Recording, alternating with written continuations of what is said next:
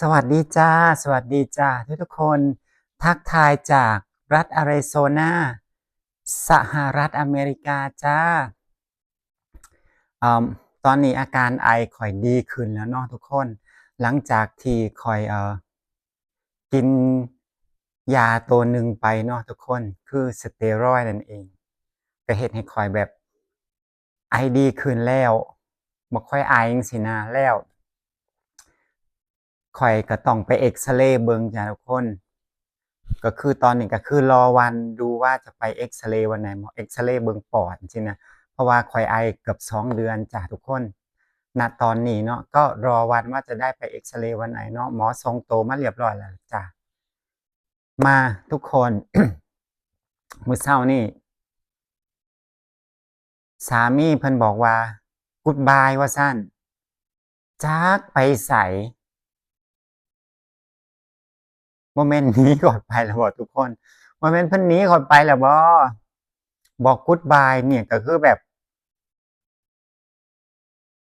สิค่ำสิมืดแล้วแหมแบบหายไปเลยจังซี้นะ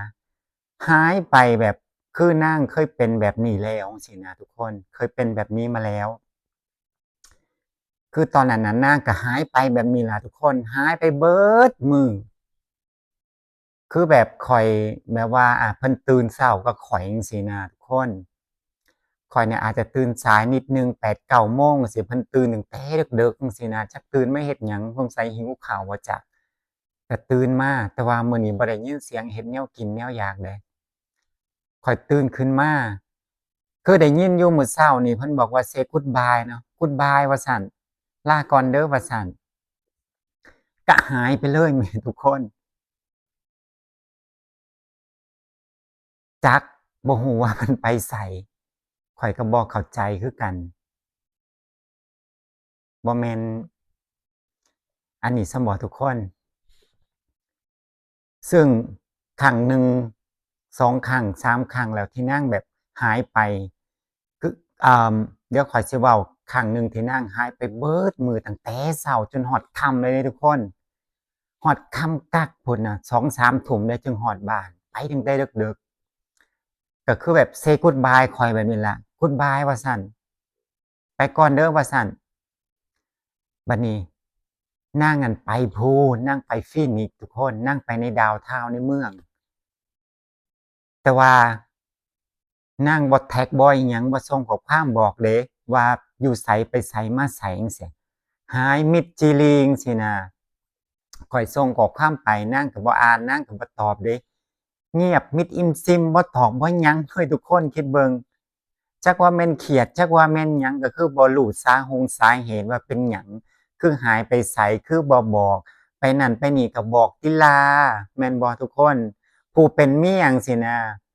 บ่เห็นผัวอยู่บ้านก็สิอยากรู้อยู่แหน่ล่ะว่าผัวไปไสเฮ็ดอิหยังจั่งซี้นะเราก็บ่ได้ไปจู้จี้จุกจิกเพิ่นดอกจั่งซี้นะแต่ว่าอยากให้รู้ว่าอยู่ไสเฮ็ดอิหยังอยู่แค่นั้นเองบ่แม่นว่าอยู่ซื่อก็หายเงียบมิดจิลีไปเลยจั่งซี้นะคืออันเขาเอิ้นว่าคือปลาไหลเข้าหูจั่งซี้นะหายมิดอิมซิมไปเลยจั่งซี้บ่มีวี่แววว่าสิตอบเมียเดะเมียส่งข้อความไปถามหาว่าอ้าวเธอหายไปไสตั้งแต่เช้าจนฮอดค่ำแล้วเธอคือบ่ทันเห็นมาฮอดบ้านจั่งซี้เราก็แบบว่ารู้สึกใจคอบ่ดีจั่งซี้นะนึกออกบ่จ้ะไปหายมิดอิมซิมเบิดมื้อตั้งแต่เช้าฮอดค่ำ ส่งเมสเสจไปก็บ่อ่านโทรไปก็บ่รับอีกซ้ำนะทุกคนหมู่เจ้าคิดเบิ่งแค่นี้ล่ะผัวข้อยลางเทื่อเลาเป็นหนักเลยบ่แม่นด้วยความที่เราก็คือย้านเกิดอิหยังขึ้นจั่งซี้นะมีเหตุอิหยังบ่จั่งซี้นะเป็นอิหยังบ่จั่งซี้คือแบบโทรไปก็บ่รับส่งเมสเสจไปก็บ่อ่านเราก็เป็นห่วงด้วยความที่เราเคยอยู่นำกันตลอดจั่งซี้เนาะพอแบบมามื้อหนึ่งเนี่ยผัวหายออกไปจากบ้านเลยจั่งซี้บ่เห็นหน้าเห็นตาบ่เห็นแม้แต่ข้อความบอกแต่ว่า goodbye ว่าซั้นก็หายไปเลยหมู่เจ้าสิเฮ็ดจั่งใดก็ต้องคิดนำล่ะเนาะแม่นบ่จ๊ะว่า สิเกิดอิหยังขึ้นบ่สิไปไสไปไสมาไสก็ขอให้บอกก็แค่นั้นเฮาบ่ได้ไปวุ่นวายกับชีวิตเขามากมายดอกถึงแม้ว่าเฮาสิเป็นเมียแม่นบ่เฮาก็ให้อิสระเพิ่นจั่งซี้น่ะเพิ่นอยากเฮ็ดหยังก็เฮ็ดจั่งซี้นะแต่บางอย่างก็บอกเขาแหน่จั่งซี้นะฉันไปนั่นเด้อฉันไปนี่เด้อบ่ต้องเป็นห่วงฉันสิกลับค่ำเด้อ ก็บอกมาติล่าแม่นบ่จ้าทุกคนบ่แม่นว่าโอ้ยหายหัวมิดอิมซิมเสียนะหายไปบ่รู้ว่าไปไสจั่งซี้นะทุกคนนึกออกบ่ใครแต่ข้อยบ่ได้ใครแต่ข้อยบ่แจ้งตำรวจตามหาซั้นตั่วหายไปเป็นมื้อๆจังซี้นะเออแต่ว่ารอบนั้นน่ะนางกลับมานั่นนางก็ซื้อแนวกินแนวอยากมาฝากข้อยเดะทุกคนซื้อพวกอาหารเอสอกเอเชียจั่งซี้นะมาฝากข้อย ตอนนั้นที่เพิ่นหายไปน่ะหิวมาเต็มทุกคนหิวมาเต็มแต่ข้อยก็ข้อยก็เลยถามว่าอันเธอไปร้านเอเชียบ่ว่าซั่นบ่ฉันไปธุระว่าซั่นแต่นางบ่บอกว่าธุระอิหยังเดะทุกคนฉันไปธุระฉันก็เลยแวะซื้ออันของกินมาฝากเธอเขาว่าอ้าวเธอคือบ่เอิ้นฉันคันเธอสิไปร้านเอเชีย เธอก็บ่บอกฉันว่าเธอสิไปฉันสิได้ไปนำข้อยวาจั่งซี้ฉันไปธุระเพิ่นว่าจั่งซี้ฉันเห็นเธอนอนอยู่ฉันก็เลยบ่อยากปลุกเพิ่นว่าที่จริงมันบ่แม่นเดะทุกคนนึกออกบ่เวลาไปร้านเอชอกเอเชียจั่งซี้ก็คือข้อยไปนำตลอดก็คือข้อยเป็นคนที่แบบไปเลือกซื้อว่าเราอยากกินหยังสิซื้อหยังซี้นะข้อยสิไปเลือกไปซื้อเองซี้นะแต่ว่ารอบนั้นน่ะเพิ่นไปผู้เดียวเพิ่น แต่ว่าเพิ่นก็ซื้อแนวกินแนวอยากมาให้ข้อยว่าอันเธอคือบ่บอกฉันว่าเธอสิไปร้านเอเชียเพิ่นว่าก็ฉันบ่ฮู้เดะว่าเธอสิสิไปนำเพิ่นว่าจั่งซี้จักมันผิดตับผิดปอดอิหยังทุกคนบ่บอกเมียแหมข้อยละงึดหลายก็แทนที่สิบอกเมียแหน่ว่าไป ฉันสิไปธุระเด้อแล้วฉันสิไปร้านเอเชียนำเธอสิไปนำบ่จั่งซี้นะก็บ่บอกก็บ่ชวนกันเดะทุกคนนึกออกบ่ข้อยละงึดข้อยละนายผัวข้อยลางเทื่อน่ะไปก็ไปผู้เดียวออดหลอดจั่งซี้นะทุกคนนึกออกบ่ไปมิดอิมซิมก็แทนที่สิบอกเมียว่าไปร้านเอเชียแหน่เมียสิได้ไปนำนึกออกบ่บอกเดะไปผู้เดียวจ้านางไปคนเดียวจ้า แล้วนางก็กลับมานำแนวกินแนวอยากฝากเมียสงสัยย้านข้อยเครียดบ่จักจั่งซี้นะข้อยก็เครียดอยู่เดะทุกคนนึกออกบ่ไปร้านเอเชียแล้วบ่บอกข้อยก็อยากออกไปเลาะนอกบ้านอยู่แล้วจั่งซี้นะไปกับผัวเนาะเห็นว่าก็ได้ก็มีผัวผู้เดียวก็อยากออกไปนำผัวเนาะ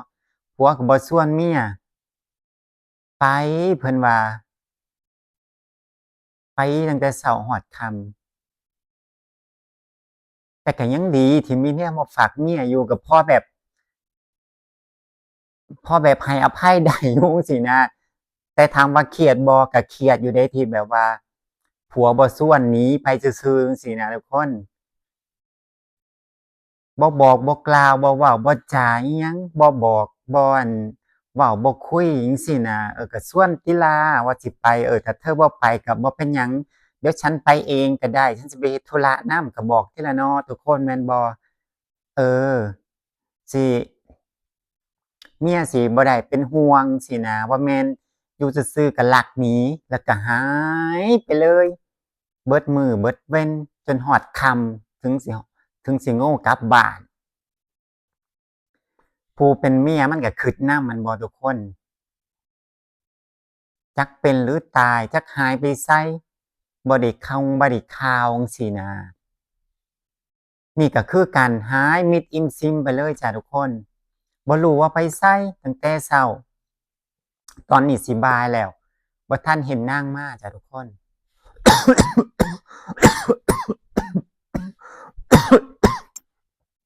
เว้าแล้วก็ไอทุกคนนั่นล่ะข้อยก็เลยมาเว้าสู่ทุกคนฟังเนาะว่าสามีข้อยเนี่ยนางมักหายนางมักเงียบไปจั่งซี้จักนางเป็นหยังจักนางผิดใจอิหยังจักนางรู้สึกอิหยัง อยู่ซื่อนางก็เงียบนางก็หายไปแบบนี้นะทุกคนเอาเป็นว่าคลิปนี้ก็ฝากไปเพียงเท่านี้ขอให้ทุกคนดูแลสุขภาพกายสุขภาพใจโชคๆหมานๆร่ำรวยกันนะปู่ทุกคนจ้าคลิปนี้ขอยลาไปแล้วบ๊ายบาย